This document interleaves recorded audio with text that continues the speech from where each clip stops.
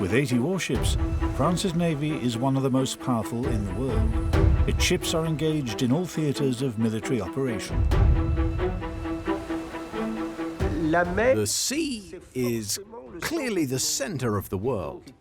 So whoever wants to dominate the land must dominate the sea. As both firing platform and ship, these vessels contain an extraordinary concentration of technologies. The warship is one of the most complex systems that humankind is capable of designing and operating. From the galleys of the 17th century to the armour-plated ships of the Second World War, we'll travel through 4 centuries of history to discover the technologies which today's warships have inherited. A lot of research was required to obtain a ship capable of functioning well at sea, whilst fulfilling its military role as an artillery platform. We'll explain why the cannon profoundly changed ships' architecture and transformed the art of war. A 380mm gun is capable of firing a 1-ton missile at 900 kilometers per hour every 1.5 to 2 minutes. You'll discover the combat technique of the first warship, the galley.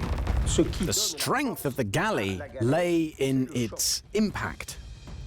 And how they built genuine walls of wood to protect against cannonballs. You'll understand why warships were slow to adopt the steam engine in the 19th century. You immediately think steam, that's it. No. Perfecting it took a very long time. It was complicated. And the reasons why torpedoes and aircraft brought an end to a century of domination by the steel monsters.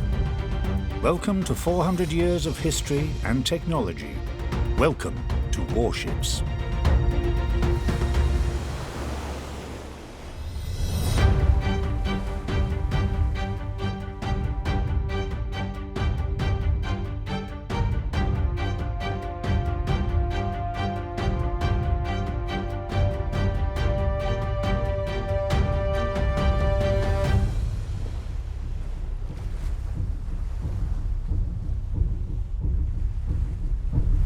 Off the coast of Africa, in the Indian Ocean, warships with futuristic silhouettes are cruising. Among them is the most valuable element of the French Navy, a giant, the aircraft carrier Charles de Gaulle. The ship launches the Rafale into action, the latest generation of combat aircraft. It's a 40,000-ton ship, which carries around 30 aircraft made up of the Rafale, the Hawkeye, which is the early morning aircraft, and then helicopters to carry out logistics, transport, and to protect the aircraft in their takeoff and landing phases. An aircraft carrier transports aircraft which carry out missions of reconnaissance, no-fly zone enforcement, interception, bombing, anti-ship warfare, everything an aircraft is capable of.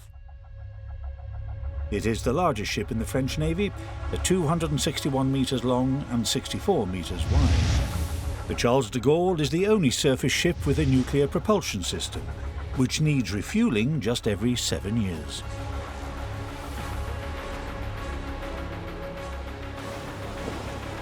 The 12,000 square meter flight deck, equivalent to 2 football pitches, is home to around 30 Rafale aircraft and 1 Hawkeye, and its 2 steam catapults can launch its aircraft in just 15 minutes. I don't think there's anything more sophisticated than a warship. It's the largest object manufactured, constructed, made by humans that exists in the world. It's a tool that's very expensive to design and construct. It requires a huge amount of know-how in every aspect. It's the most accomplished tool from the technical and technological points of view. You could compare it today to the conquest of space.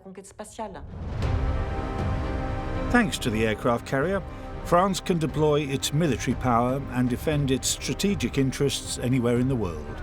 No target is out of reach.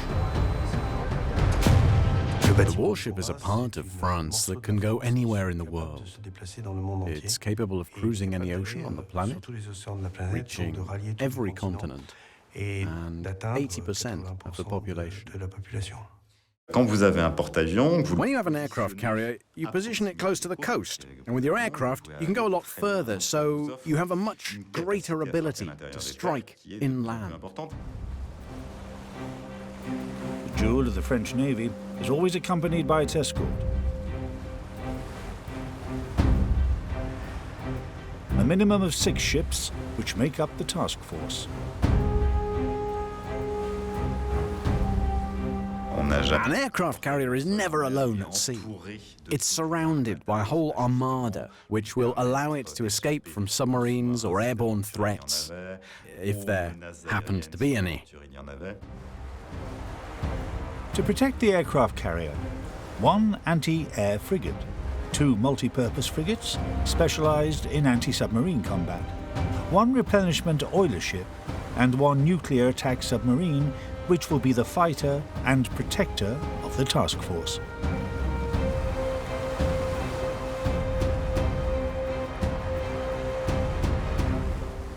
Danger can come from anywhere, because contemporary naval warfare is in 3 dimensions: surface, air, and underwater.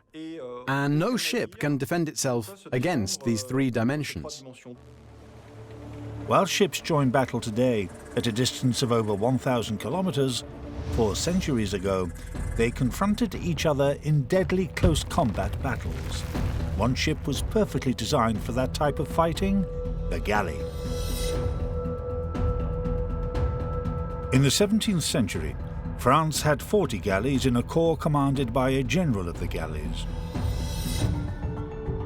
The corps was made up of 3 types of ship: the ordinary galley, the ultimate battleship; the patron galley for the commanders of the corps; and the royal galley for the use of the king, queen, and royal princes. The ship originated in the Mediterranean in the year 600 BC and was designed for close combat. The galley was a combat weapon. The idea was to surprise the enemy ships, to sail around them, to surround them if they were isolated ships, and then to ram them.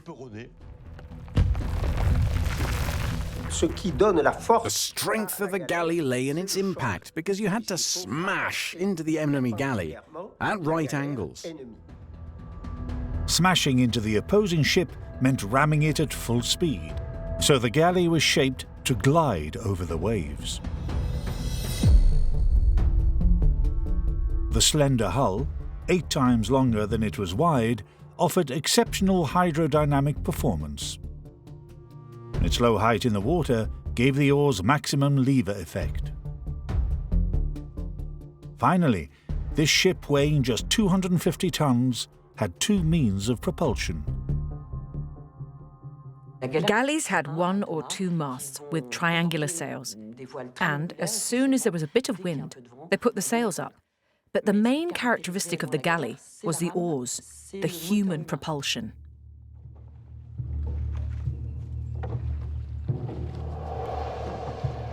An ordinary galley had 51 oars, 26 on one side and 25 on the other. Each oar was 12 meters long and weighed up to 130 kilograms. With 5 rowers per oar, 255 men were required to crew the ship.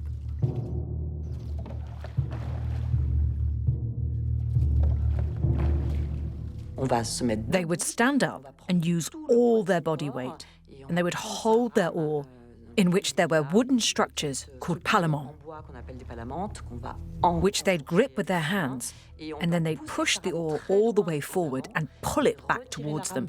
And that's how they made the galley advance. A good rower was a man with big thighs, rather than big arms, because basically it's the strength in the legs, the thighs, which make the ship move faster, and the arms just go with the oar.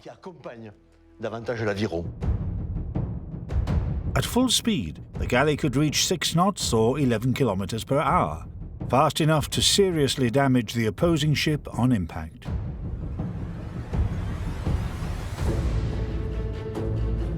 While the slender hull allowed it to go fast, its low height in the water meant it couldn't sail outside the Mediterranean. Galleys stayed close to shore.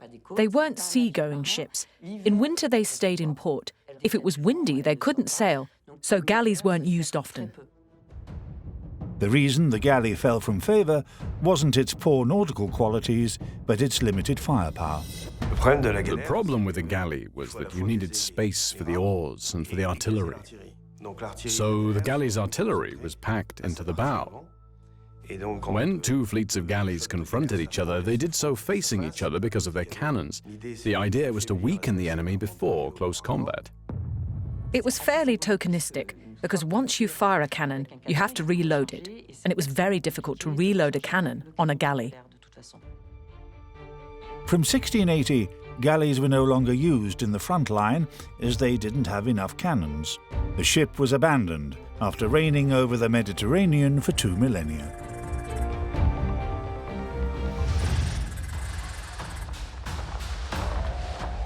The firepower of today's warships is impressive, like that of the multi-purpose frigate that protects the aircraft carrier. The Frem is without doubt the best surface combat ship today in the frigate class. It's able to handle all the current threats with its extremely powerful weapons.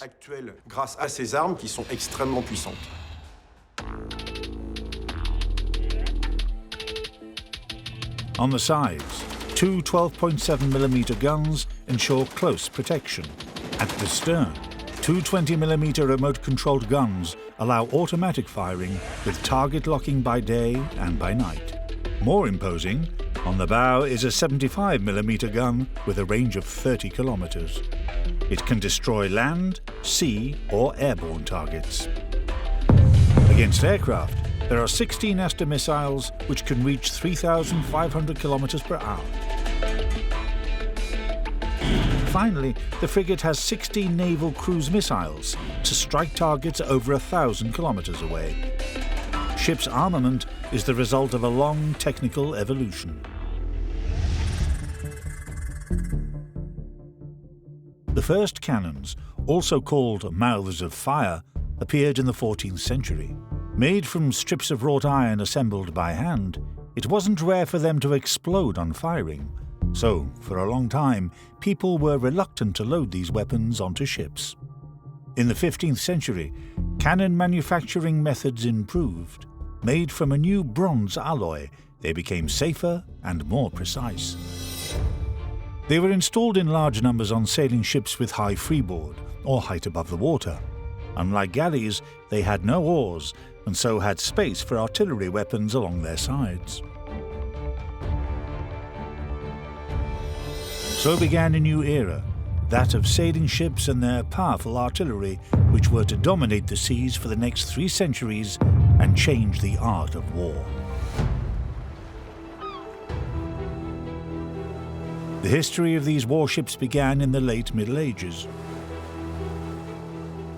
It started in the late 15th century and early 16th century with the appearance of the galleon, which was very archaic. It was quite a big, rounded, bulging ship with castles fore and aft. The wide decks could take a large number of artillery weapons. However, their weight raised the ship's centre of gravity and destabilised it. The solution was found in the late 15th century with a simple but revolutionary idea: the invention of the gun port. The gun port was a rectangle of wood, which the shipwrights cut into the hull. When the gun port was closed, you couldn't distinguish it from the rest of the hull. Then in battle you raised this sort of shutter. You pushed the barrel into the hole, loaded the cannonball, and fired. The introduction of the gun port was fundamental. If the cannons had stayed on the decks, it would have been impossible to increase their weight because of the ship's stability. If you put heavy weights high up, obviously the ship will have a tendency to list or even to sink. Placing the cannons below decks lowered the centre of gravity, and therefore you could increase the weight, and also the calibre of the cannons. The caliber of the artillery progressed rapidly. In 1638, the largest cannon was a 12-pounder. It fired a cannonball weighing 6 kilos. 7 years later, the 18-pounder cannon appeared, and in 1682, the most powerful piece of artillery was made with a caliber of 36 pounds. This 3-meter-long colossus fired a cannonball weighing 18 kilos over 300 meters. The cannon alone weighed 3.5 tons. With all the equipment, it was closer to 6 or 7 tons. So it was huge, and that was why 15 men were needed to service each 36-pounder. Cannons of the same caliber were installed in batteries. The lightest were positioned on the upper deck and the heaviest on the lower deck. Each battery was made up of 2 broadsides, one on either side. At the end of the 17th century, the largest ships had up to 3 batteries, giving them the impressive number of 100 cannons. As these ships were more stable than galleys, the cannons were more effective. They could fire further and with more precision.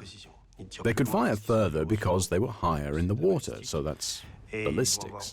And they could have more precision because as the platform was more stable, they could be aimed more accurately. Combat at sea was changing. They weren't trying to board each other's ships anymore. They weren't trying to get close to each other. On the contrary, they were keeping at a distance and fighting in what would become the famous line of battle, which developed in the late 17th century and would continue in all its glory until the end of the 18th century.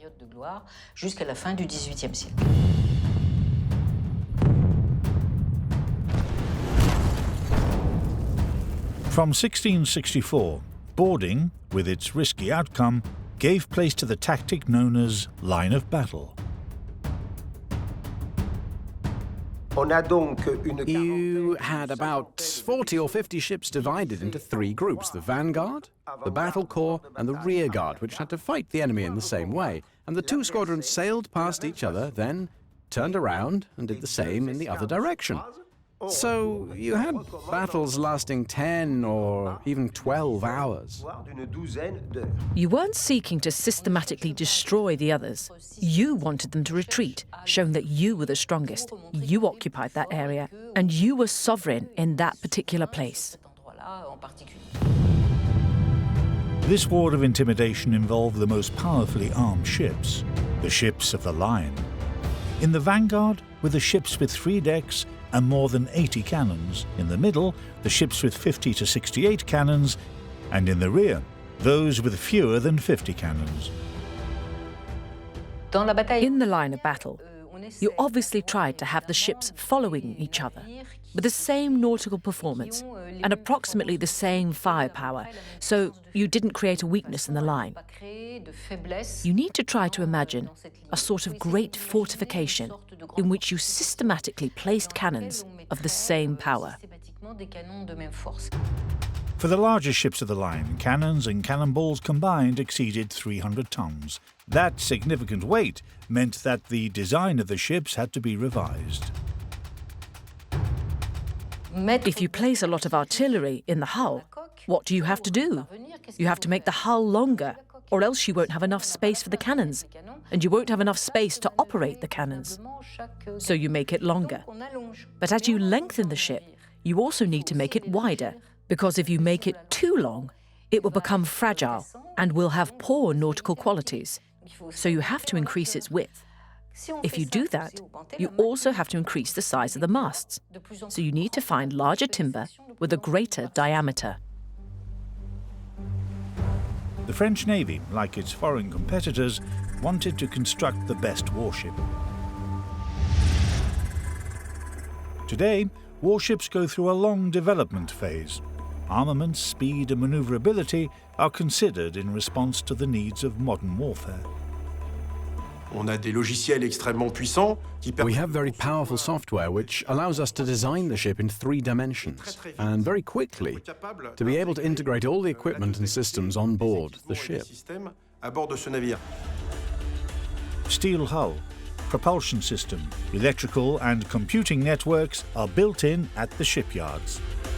These ships are meticulously assembled using gigantic cranes 104 meters tall, equivalent to a 35-story building. and gantry cranes capable of lifting 300 tons or 15 trucks at the same time.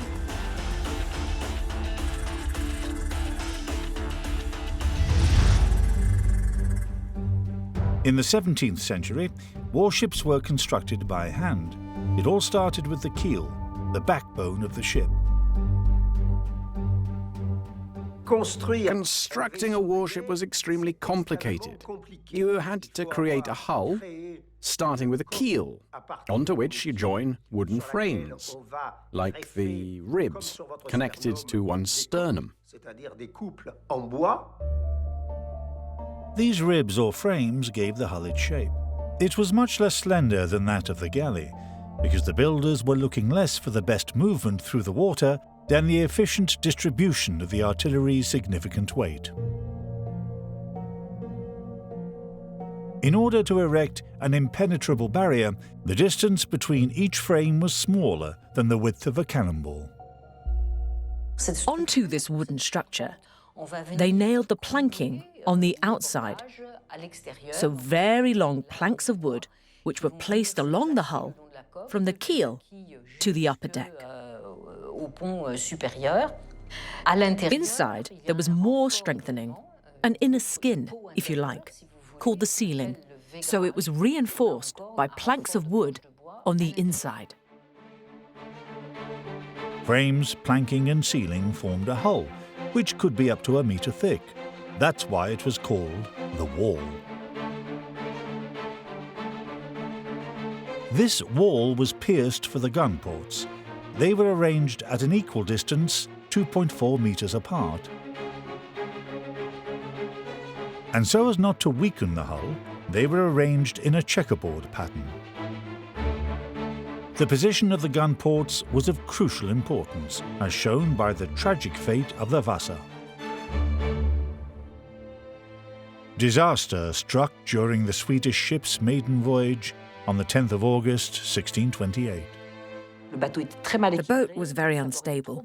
The gun ports were too low down, and the water very rapidly flooded into the hull, making it sink very quickly. That day, the 1,000 sailors on board lost their lives in the port of Stockholm.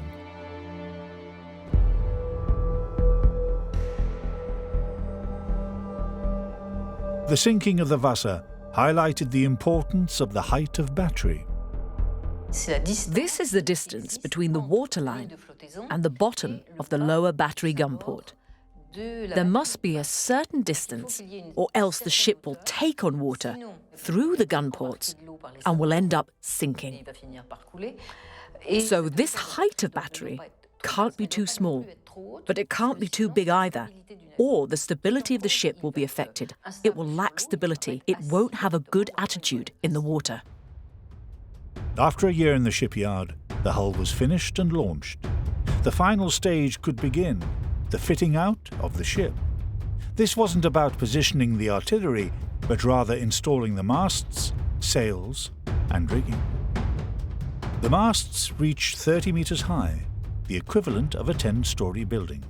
To help with their installation, the shipbuilders used a sort of crane called a masting machine. They had what was called a masting machine, which was about 70 metres tall. It was made up of big masts tied together with ropes, which were made to lift very heavy loads and to install the lower sections of the masts in the ships in the vertical position. Then they added the upper sections of the masts, which were ringed with iron, and then they could add all the sails.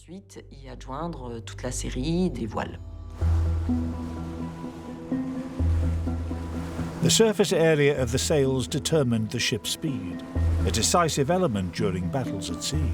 As ships became bigger and heavier, as they carried more artillery, they needed more efficient sails, because the sails were the engine. So they increased the surface area to make the ship go faster. You could divide the sails into two groups. The big rectangular or trapezium-shaped sails were mainly used for propulsion, for speed, and the smaller triangular or square sails were used more for maneuvering the ship. In full sail, these heavily armed ships could reach 9 knots, or 17 kilometers per hour. That was 30% faster than galleys. It took about 100 craftsmen a year and a half to build these Lords of the Sea. Each ship was unique because the master shipbuilders guarded their trade secrets jealously. The extraordinary thing about these wooden ships was that the builders handed down their technical expertise through 6 or 7 generations. The designers of the ships stuck to the tried and tested methods. It's like recipes in cooking. Once you have the right balance, you don't change it. There's the know-how, the knack, all of that. Whilst the recipes most often produced efficient ships, they sometimes made ships that were incapable of putting to sea. Given their cost, the Navy couldn't afford a failure like the Wasser. The number of people it took between the master shipbuilders, the shipbuilders, shipwrights, the cannon manufacturers, the foundry workers, the sailmakers, everything you need on a ship, from planking to hemp, cannons and armaments. It was quite extraordinary.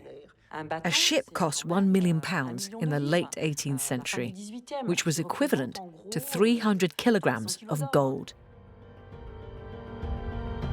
For the time, this extraordinary cost forced France to draw up construction standards that would guarantee the excellence of ships. Arsenals like Toulon, Brest, Rochefort or Lorient played an essential role. They developed new technical solutions and trained the best shipbuilders using extremely detailed models. These big models, usually 1 to 10 scale, were almost a kind of simulator. You stood around them. You were there to learn. You were there also to see the effect of the wind on the sails. They were instructing the master shipbuilders. So they were a real 3D training school. In 1765, France founded the School of Maritime Engineering.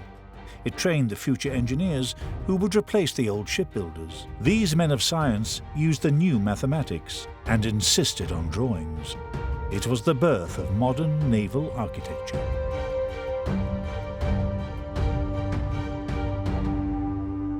In the 18th century, times had changed. Certain inefficient ships had been abandoned for good, and the 74-gun ship of the line had been perfected. It was the battleship par excellence. Its name was the Téméraire. It was the first warship built according to a naval architectural plan. The plan was the work of 2 men, Jean-Charles de Borda and Jacques-Noël Sanet. Borda was the academic, the mathematician, the scholar, and Sanet was the highly skilled and competent engineer who made his career following the training route of the time as a shipbuilding engineer.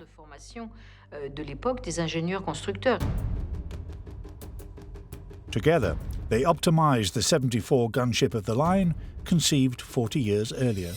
They found the best compromise between firepower and nautical qualities. It was the result of a lot of research to obtain a ship that was capable of functioning as well as possible at sea while fulfilling its military role as an artillery platform.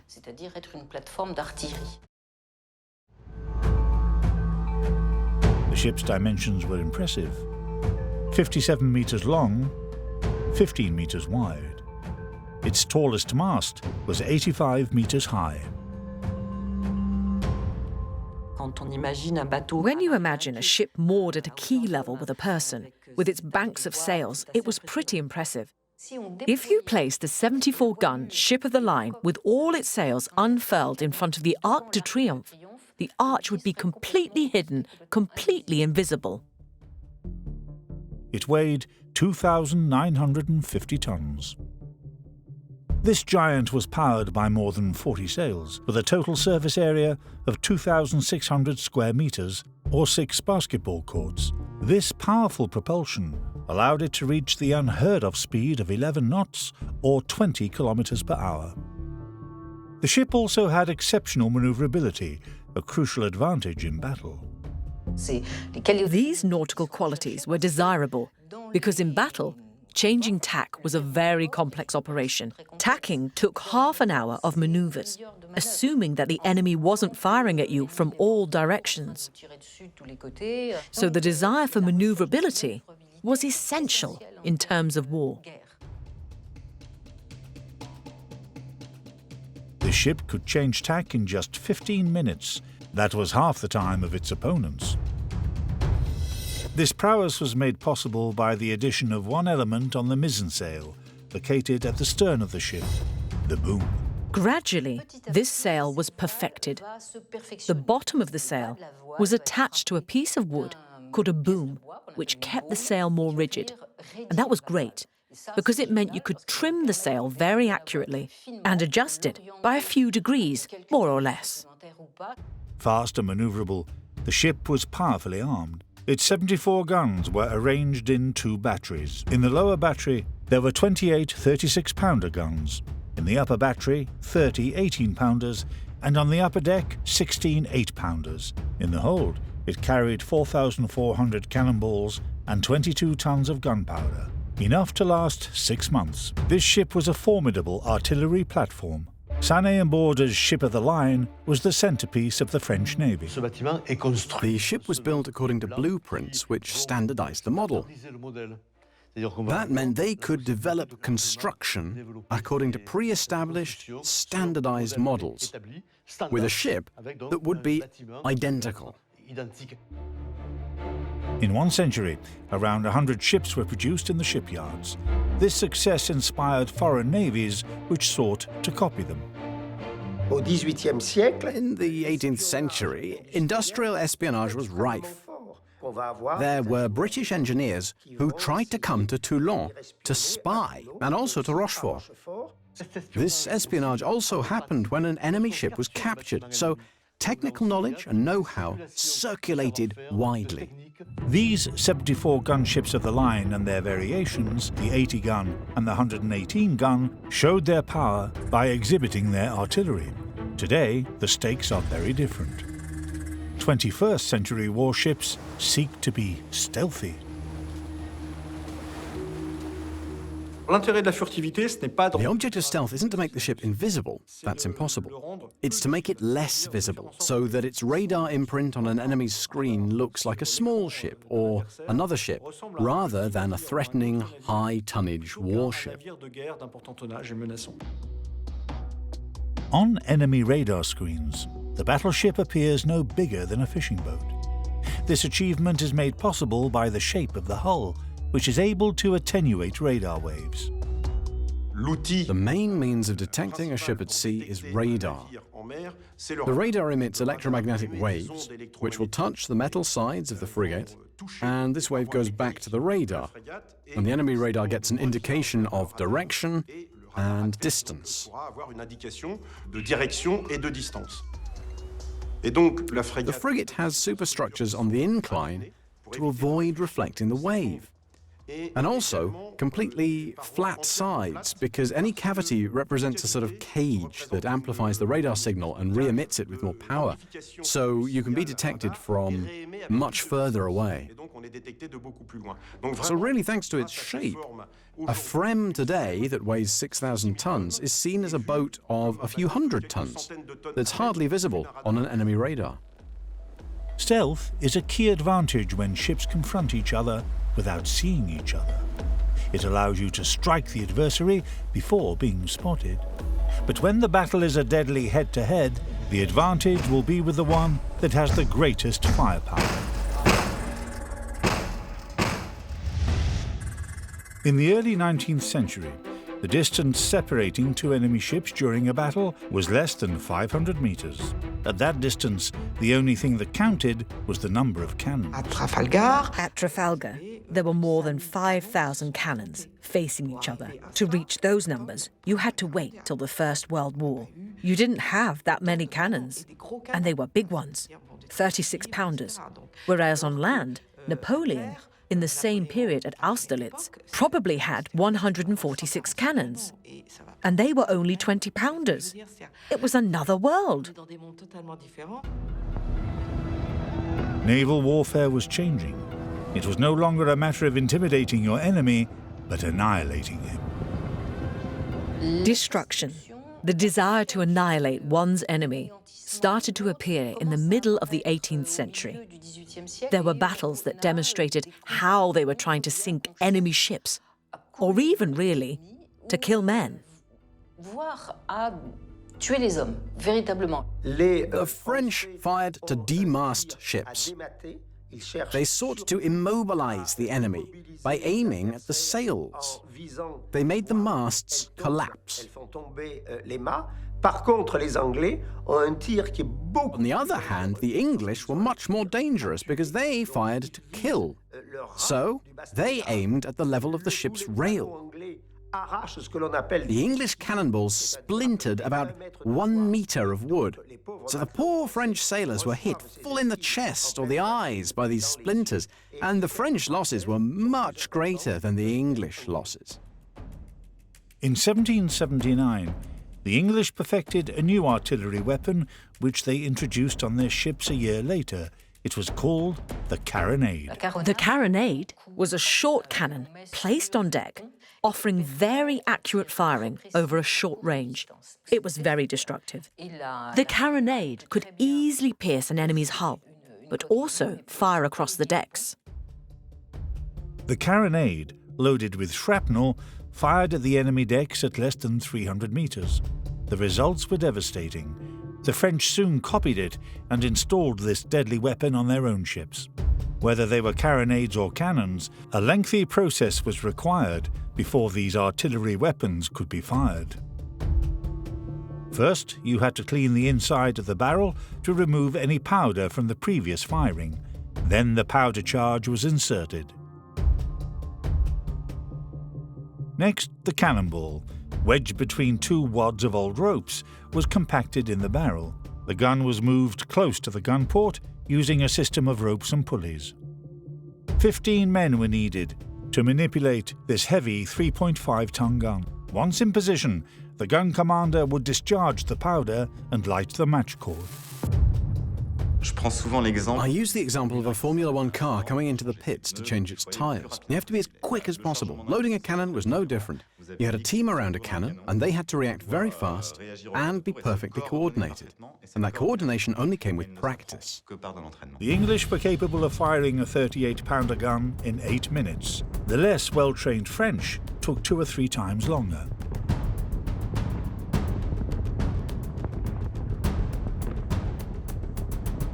Once the cannons were ready, the ship's side had to be positioned towards the enemy. The commander's task was to maneuver his ship, or even his fleet, if he was an admiral, into a favorable position to fire the first shot. And even to be able to fire a second as quickly as possible, in the knowledge that the ships were moving. When you have about 30 cannons firing more or less at the same time, first of all, it's very noisy, and then there's a lot of smoke. You can't see the cannon next door. The smoke is overwhelming. You have to try to imagine it. There were about 300 men in a space already saturated with gunpowder.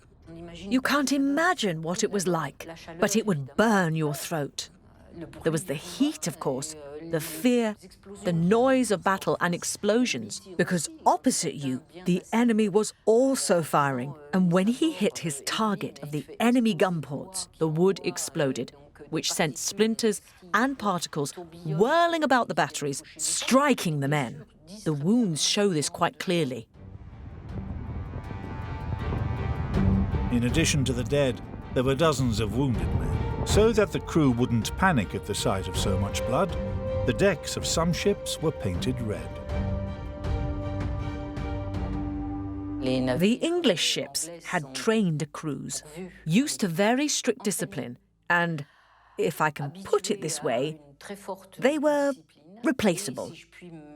They had 3 times more naval reserves than the French did. I think the difference in the late 18th century wasn't so much in technology, but in human resources. With more sailors but also more ships, England had the most powerful navy in the world. France wanted to make things more equal, and in order to do that, invested in technological advances. The idea was to equal the quantity and financial resources of Great Britain by technological breakthroughs. France systematically used technological innovation to compensate for financial, economic, and industrial inferiority in comparison to Great Britain. So Henri-Joseph Pétion, an army general, graduate of the École Polytechnique and French artillery specialist, developed a new weapon, the shell gun. Both shorter and heavier, this gun fired explosive shells. The explosive shell, firstly, traveled faster, so it was able to smash through the wooden walls, and it exploded inside the battery. It proved its formidable effectiveness in 1838 in the war between France and Mexico. Using these shells, France destroyed the fortress of San Juan de Ulloa. So every navy then understood the threat to wooden navy ships. While the Pétion gun was quickly adopted by navies, the same wasn't true of the other major invention that would transform warships, steam power. There was resistance to change. There was a natural skepticism towards new technological breakthroughs. And you could see that with the arrival of steam. Changes in mentalities, ways of thinking, don't happen at the same rate as technological changes. There can be relatively quick technological changes, but then people have to adapt. The first steam engine was installed in a boat in 1807. With 18 horsepower, it operated 2 enormous paddle wheels. The invention of steam power was applied at sea by an American, Fulton, giving more power. And he made the first steamboats with a range that made them useful for trade or for war. In 1838, an English liner powered by both sail and steam made the crossing from Liverpool to New York in a record time, 15 days instead of the 40 days needed by other sailing ships. In spite of this exploit, the great naval powers were slow to adopt steam. You immediately think, steam, that's it. No. Perfecting it took a very long time. It was complicated. First of all, you needed different types of people on board. You needed mechanics, you needed people who worked in forges, people in the iron trade. The steam engine was a complicated and delicate mechanism which raised questions over vulnerability and fuel stocks. For the military use of steam, the major obstacle was the protection of the ship, because the external wheels providing the propulsion were extremely vulnerable to enemy artillery. But there was another problem. In the holds, they needed enormous stores of coal. So they not only needed space in the holds for that, which was to the detriment of the cannons, but they also needed external infrastructure, places to pick up coal around the world. Another revolutionary invention solved the problem of vulnerability, the propeller. Located below the waterline, it was protected from enemy fire. It quickly appealed to naval commanders.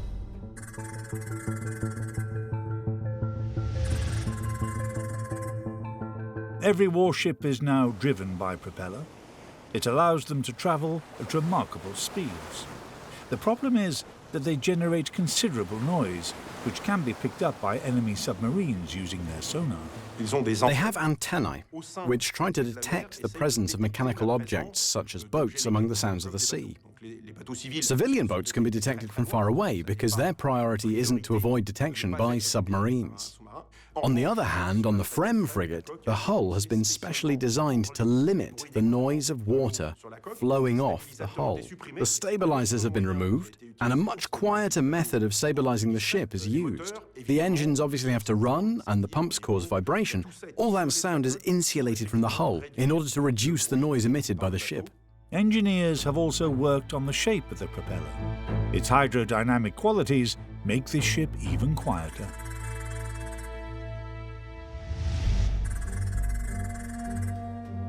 It was a French engineer, Stanislas Dupuy de Lome, who designed the first warship in the world to be driven by steam and propeller, the Napoleon.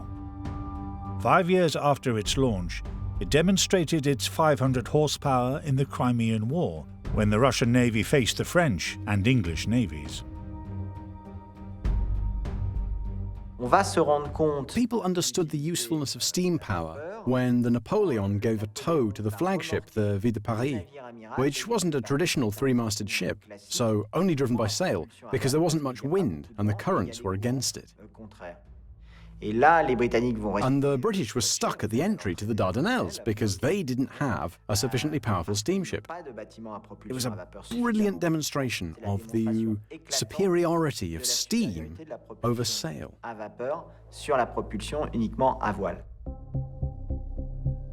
This exploit removed the French Navy's reticence with regard to steam power. In 1855, a committee met and said, a warship that isn't steam-powered isn't a warship. So a page was turned. It didn't mean that all sailing ships were got rid of. But it did mean that people from then on considered that steam was essential to the operation of a warship. In 1855, a new type of ship was introduced. Continuing its experimentation, France constructed an ironclad platform armed with 50-pounder Paixhan guns. It was called the Floating Battery. It was called the Floating Battery, as they couldn't call it a frigate or a corvette or anything else, because these were ships with no nautical qualities at all. It was a sort of fortress on water. It was a big ironclad shoebox which fired guns, and that was it. It had no form. It wasn't a ship of the line. It wasn't a ship. Let's be honest about it. During the Crimean War, 3 floating batteries were towed to face the fortress of Kinburn. On the 17th of October 1855, they reduced the fortress to ashes in 4 hours. For their part, the floating batteries sustained little damage in spite of being hit by 126 shells. This success confirmed the intuitions of the engineer Stanislas Dupuy de Lome. Dupuy de Lome was a brilliant young naval engineer. He was sent to England several times to observe British technological progress. He was struck by the achievements of the British steel industry, and in 1845 he proposed the idea of an entirely ironclad frigate. This new type of ship was launched on the 8th of March 1859. It was the first ironclad in the world. Its name was Gloire. It was a ship that was extraordinarily technologically advanced, such that for about 20 years, France was ahead of England in naval architecture, which was rarely the case. The Gloire marked a break with the past because it was a combination of 3 types of innovation, which were 1, artillery with exploding shells, 2, propeller-driven propulsion, and 3, armor plating. The Gloire brought to an end 3 centuries of domination by sailing ships, and the age of the ironclad started. These steel warlords would rule the seas until the start of the Second World War.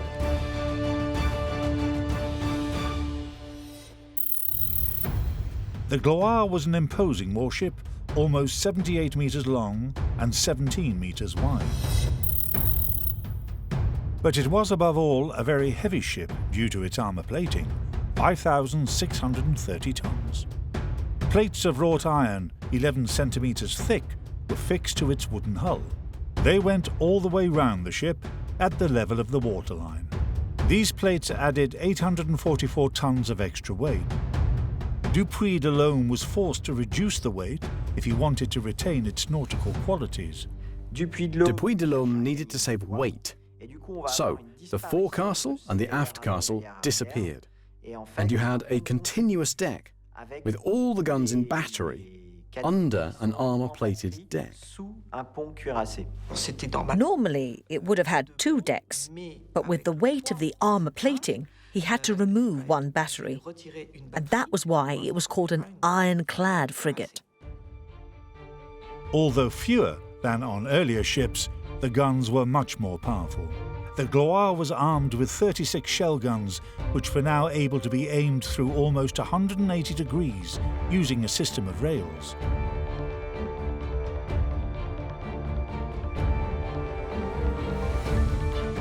In addition to its sails, the ship had a steam engine, which produced more than 2,500 horsepower.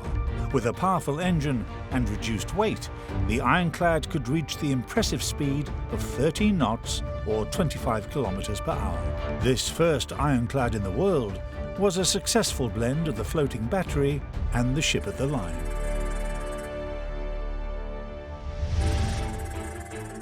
Today, the challenge still remains to find the ideal balance between armour plating and nautical qualities. Armour plating is big, it's heavy, and so it has an impact on speed and range. It's all a matter of compromise. So you armour plate the sensitive parts of the frigate. You can't armour plate the whole of the ship, as they used to do in the past. The latest generation of frigates have lightweight armour plating, but they're still incredibly strong ships due to their innovative technical design. The Frem frigate is separated in 2. It's as if you have 2 frigates, one at the front and one at the back. And between these 2 sections of the ship, there's a double dividing wall which isolates the front from the back. If a missile strikes the front, for example, you'll find exactly the same systems at the back, and the ship will be able to continue fighting to a certain extent. The incredible resistance of today's ships is a legacy from the 19th century. In the late 19th century, ironclads became the capital ships of navies. The capital ship is the ship around which the whole fleet is organized. The whole fleet exists to showcase this ship, because the idea we have of naval warfare is that the war will be played out at sea in a decisive battle, and from that confrontation, a victor will emerge, and the victor will control the sea. In order to win the decisive battle, the warring navies engaged in a technological race between armour plating and guns, between shield and sword. Guns were getting bigger and bigger. You'd have absolutely massive guns which could fire 2 or 3 times in 15 minutes, and in parallel, the protection was increasing. Steel replaced wrought iron, and the plates became 5 times thicker. The armour plating went up to 1/3 of the total weight of the ship. The problem was that these ironclads were much slower and less manoeuvrable.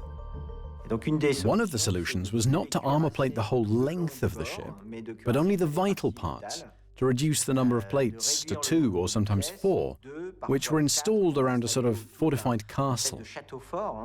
That would be in the centre, and you'd have a sort of blockhouse or a dungeon in the industrial style. On deck, the artillery weapons were first of all protected behind an armour-plated wall, then later integrated into a rotating turret. That technology, perfected by the English in 1869, revolutionized warships. The invention of the gun turret was a revolution in ship construction which would completely change the appearance of the platforms. From 1879 onwards, guns were up on deck, and the gun ports disappeared. The form of French warships was getting closer to that of modern ships. All the ingredients were there for the arrival of a new type of ship. But this time, the revolution didn't come from France, but from England, when in 1905 they built the dreadnought, meaning fearing nothing.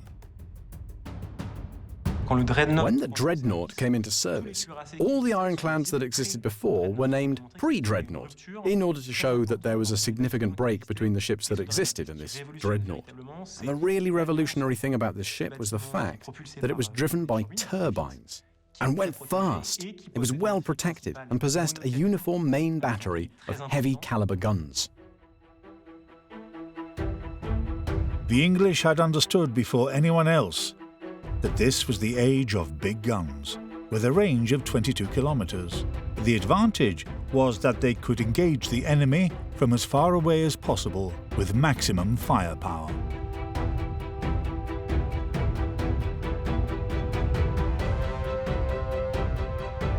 The aim was to combat a deadly threat, the torpedo. Torpedoes in the beginning were really almost homemade. Trial and error. They put an explosive charge on the end of a spar on a small motorboat, and then they sailed towards a big ship to make it explode. This rudimentary weapon was quickly improved. In 1864, the English engineer Robert Whitehead attached a motor to long tubes carrying an explosive warhead.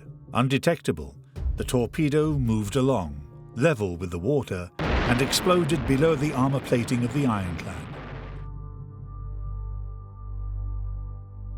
And this threat would be realized, strengthened, upgraded in the 1870s with the introduction of the torpedo boat. The torpedo boat was potentially a deadly enemy of the ironclad. It was a small boat with 2, sometimes 4, torpedo tubes. Very fast, very low in the water, with a small hull. And it would approach ironclad ships very fast, launch its torpedoes, and disappear. The only problem at the time was that no one knew how to guide the torpedoes, so they had to be launched in the right direction. The torpedo boat had to line itself up for a certain time so that its torpedo would go in the right direction and stay in that direction. The short range of the first torpedoes meant that torpedo boats had to get close to the target. They were therefore exposed to the dreadnought's guns. By 1910, fully automatic gun turrets significantly increased firing rates. The shell was placed in a small hoist with the powder charge, transported to the top of the turret and inserted into the gun barrel. This operation could be carried out in less than 1 minute. These turrets were installed on French ironclads from 1911 onwards. Another important but invisible change took place concerning propulsion. The question of propulsion remained central, with one major development. First of all, the change from coal to oil during the First World War at the instigation of the Royal Navy. Firstly, it offered the possibility of manufacturing more efficient engines, including diesel engines, and it also allowed faster refueling. Refueling with coal was a dreadful chore, which was simplified by the change to oil. The ironclad was constantly improving in order to keep its supremacy up until the start of the Second World War. There was a sort of race to build the biggest ships. Ships became heavier and heavier, more and more imposing. So obviously for their propulsion, they needed boilers that were capable of giving sufficient power to drive the boat at speed. In 1939, France fitted out its most imposing warship, an ironclad 264 meters long, weighing 37,000 tons, the Richelieu. Forteresse flottante, navire de bataille dans toute l'acception du terme. Le cuirassé abrite sous les plus épaisses cuirasses l'artillerie la plus puissante. Il doit faire front à tous les assauts et décider du destin du combat. The ship was armed with the biggest guns ever built by France, 380 millimeters diameter. You have to imagine that a 380mm gun is capable of firing a missile weighing about 1 ton at 900 kilometers per hour, muzzle velocity, every 1.5 to 2 minutes.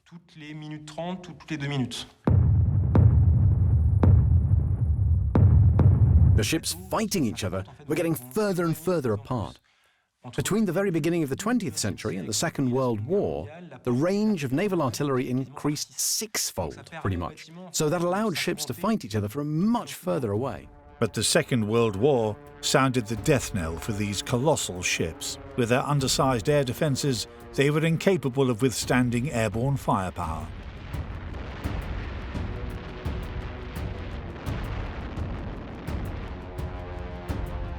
At Pearl Harbor, the American fleet was decimated by Japanese aeroplanes launched from aircraft carriers a few hours earlier. With the use of aircraft later, the question of range becomes less relevant. Actually, the factor that will increase the capacity or the length of the ships will be the range of the aircraft. So you'll be fighting each other at distances much greater than ships were able to, up till now. At the end of the war, the ironclads were dethroned by the aircraft carrier, which became the capital ship. But what about the warships of the future? There's a real challenge to plan and design a ship for the next 50 years. It takes time to implement any idea, but especially for a weapon system, to be able to operate within a collection of weapon systems. So the Navy is for the long term. As both firing platform and ship, the warship is one of the most complex technological tools ever designed. The galley, the 74 gunship of the line, and the ironclad have marked the history of France. The aircraft carrier Charles de Gaulle and frigates are their worthy successors. In the past, fighting was face-to-face, whereas today, thanks to missiles and combat aircraft, it's possible to destroy targets thousands of kilometers away. This incredible evolution isn't about to stop. Already, engineers and officers are planning the warships of tomorrow.